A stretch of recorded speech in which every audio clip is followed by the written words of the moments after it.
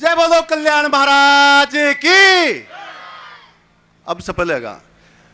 आज के शिव पब्लिक शिक्षा समिति स्कूल के पारितोषिक वितरण एवं छात्रावास के शुभारंभ कार्यक्रम के मंचासीन बजरंग जी महाराज, हमारे सीकर के सबसे बड़े शिक्षा जगत की जो महान हस्ती हैं, जिसके बारे में आप सब जानते हो, CLC के जो डायरेक्टर हैं, मालिक हैं, भाई साहब श्रवण जी। यहाँ से जयपुर से पधारे हुए विकास जी सिरोही साहब, हमारे समाज सेवी और भामाशा और भाभी जी। मंचासीन अपने शिव जी के जो माता जी और पिताजी है, जिन्होंने एक ऐसे शख्स को जन्म दिया जो आज एक इस छोटे से गांव के अंदर एक ऐसा मेला यहाँ पे उमड़ पड़ा है, जिनके प्रयासों से इस गांव में एक शिक्षा जगत में क्रांति आई है। और हम देख रहे हैं कि एक इतनी बड़ी एक किसान के खेत से उठ करके इतनी बड़ी विशाल का इमारत खड़ी करके और यहाँ पे 4,500 बच्चों को हर साल शिक्षा दी जा रही है। मैं ऐसे गुरुजी जो हमारे शिव जी हैं, उनके भी मैं चरणों में नमन करता हूँ कि आपने यहाँ इस गांव के अंदर एक शिक्षा के क्षेत्र में क्रांति के लिए ऐसे कदम खड़े किए हैं। मंचासीन सभी माननीय सम्माननीय विराजमान अतिथिगण, सामने मेरे पिता तुल्य बुजुर्गों, माताओं, बहनों और आसपास के गांव से पधारे हुए सम्मानित नागरिकगण, प्यारे छात्र एवं छात्राओं और शिव पब्लिक स्कूल के समस्त शिक्षकगण, जिन्होंने इस आयोजन को इतना एक भव्य अंजाम दिया है। और यहाँ पे जितने भी और जो आसपास के गांव से पधारे हैं, उन सबको मेरा सादर नमस्कार, प्रणाम, नमन। साथियों, ये सम्मान समारोह है, प्रतिभाओं का सम्मान। आज इस स्कूल से इतनी प्रतिभाएं निकल करके कई लोग तो पटवारी बन गए, कई ग्राम सेवक बन गए, कई आगे बढ़ रहे हैं, तहसीलदार भी बनेंगे, कलेक्टर भी बनेंगे, उद्योगपति बनेंगे, राजनेता भी बनेंगे और समाज सेवी भी बनेंगे। ऐसी यहाँ पे जो हमारे प्रतिभा है शिव जी, उन्होंने ऐसी नई नई प्रतिभाओं को जन्म दे रहे हैं जो हमारे क्षेत्र का नाम रोशन करेंगे, अपने माँ बाप का रोशन करेंगे। बच्चों की परीक्षाएं आ रही है, बातें बंद सुन लेना एक बार, मैं आपको बहुत अच्छी बात बता रहा हूँ। बच्चों की परीक्षाएं आ रही हैं और जो बच्चे आत्मविश्वास के साथ में मेहनत करेंगे, पढ़ेंगे, वो आगे बढ़ेंगे। और जो मेहनत नहीं करेंगे वो मेरे जैसे डफोल संख रह जाएंगे। मैं डफोल संख इसलिए कह रहा हूं अपने आप को, मैं पहली क्लास से, सच बता रहा हूं आपको, पहली क्लास से MA तक मैं 3rd डिवीजन पास हूं, 3rd डिवीजन, और वो भी विथ ग्रेस। मारे अंग्रेजी गणित में हमेशा ग्रेस लागे छो, जब पास है जो मारी दखा स्टार्ट गाड़ी जी। लेकिन जब आदमी ठान ले, जब जागे जब सवेरा। मैंने पहली बार ये सोचा जब MA कर लिया, जब कि मुझे कुछ करना है। मेरे भी पिताजी काश्तकार हैं, जैसे यहाँ सब आप इन बच्चों के पेरेंट्स बैठे हुए सब काश्तकार हैं अधिकतर, वो भी काश्तकार हैं। वो भी नहीं जानते थे किधर पढ़ना है, क्या करना है। लेकिन मेरे को ठीक है, वो अनपढ़ होते हुए भी मेरे को आगे बढ़ाया और आज मैं इस काबिल हुआ कि आपके सामने खड़ा हूँ। ये मेरा सौभाग्य है कि मेरे माँ बाप ने मुझे इतना प्रोत्साहित किया। आप सब भी, आपके बच्चे हैं, आप इनको कमज़ोर मत आंकिए। ये सारे बच्चे 1st डिवीज़न हैं। मैं इन सब बच्चियों को और इनके माँ बाप को आगाह करना चाहता हूँ कि शिक्षा से बड़ा कोई धन नहीं है इस दुनिया के अंदर। आप बच्चे को शिक्षित कर दीजिए, धन तो अपने आप आता जाएगा। अन्यथा आपने कितना भी धन कमा लिया और औलाद बिगड़ गई तो उस सारे धन के आग लगा देगी। और औलाद को काबिल कर दिया तो अपने आप धन कमा लेगी, वो उद्योग धंधा चला लेगा, नौकरी करके कमा लेगा या व्यवसाय करके कमा लेगा, किसी भी क्षेत्र में जा करके। अरे और तो और मैं कह रहा हूँ, जिसमें जो प्रतिभा है, आज वो गाना जानता है, संगीत के क्षेत्र में जा करके अरबपति बन रहे हैं लोग बाग। जो डांसर है वो डांस करके भी करोड़ों रुपये कमा रहे हैं। और आज हमारे मुख्य अतिथि भी यहाँ पे जया प्रदा जी, जब हम पढ़ते थे कॉलेज में, जब इनके बहुत बड़े फैन थे, इनकी फिल्में देखी थी हमने भी, स्वर्ग से सुंदर, तोहफा, ये सब आपने भी देखी होगी। इतनी गजब की कलाकार है जिन्होंने 20 साल तक फिल्म जगत के अंदर अपना अमिट छाप छोड़ी है। तो मैं यही कहना चाहता हूँ कि आप बच्चियों की पढ़ाई पे ध्यान दीजिए। आपका जो पैसा खर्च करना वो नुक्ता के ऊपर है। मृत्यु बोझ पे खर्चो कतई मत करो, मृत्यु बोझ पे और दहेज प्रथा, ये 2 चीज़ एक हमारे समाजों के लिए अभिशाप है, हर समाज के लिए। इस पैसे को आप बच्चों की पढ़ाई पे खर्च करो ना। आपने कितना ही अच्छा मृत्यु बोझ कर दिया, कि आप 10 बोरी गाल दी, चीनी की 20 बोरी गाल दी, और ते 12 जो जी मर जाओ चन जगना सुन करो, अरे काएँ बनाए थे दाल में नमक ही ज़्यादा कर दियो। अरे छोटी सी गलती होगी तो उसके लिए भी खा के भी गालियाँ निकाल रहे हैं। इसलिए मैं आपसे आग्रह कर रहा हूँ कि आप इस चीज़ का ध्यान रखें।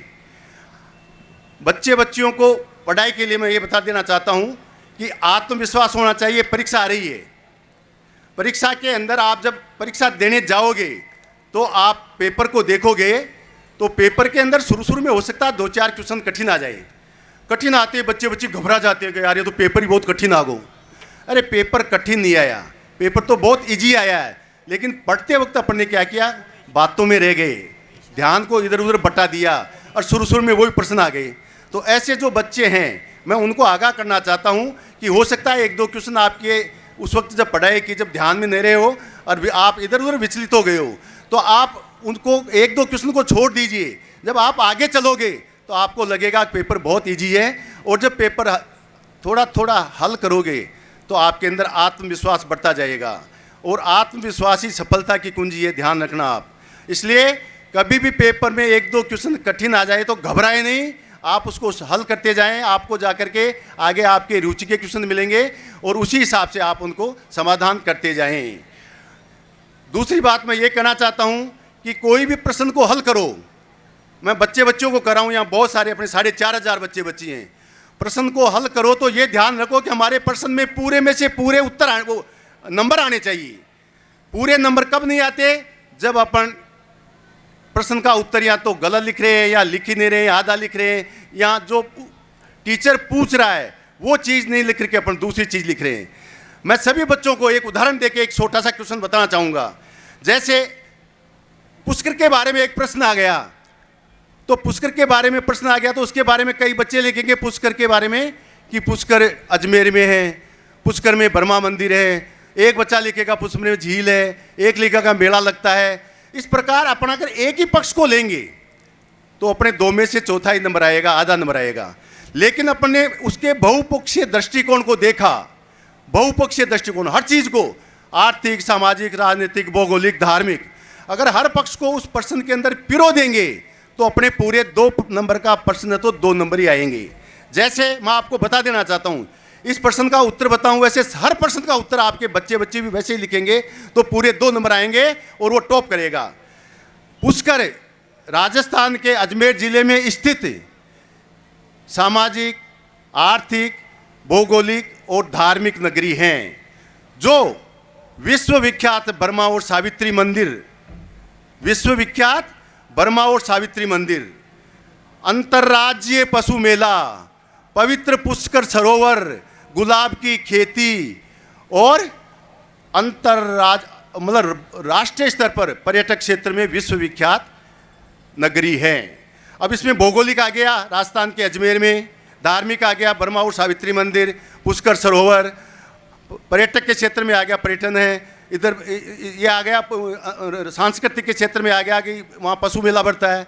अगर सारी चीज़ों को पिरो करके अपने एक सूत्र में लिखेंगे तो वो दावे के साथ कहता हूँ उसमें 2 में से 2 नंबर आएंगे और हमारे बच्चे जो परीक्षा देंगे उसी में सिलेक्शन लेंगे। आप घबराए नहीं, परीक्षा ढंग से दें।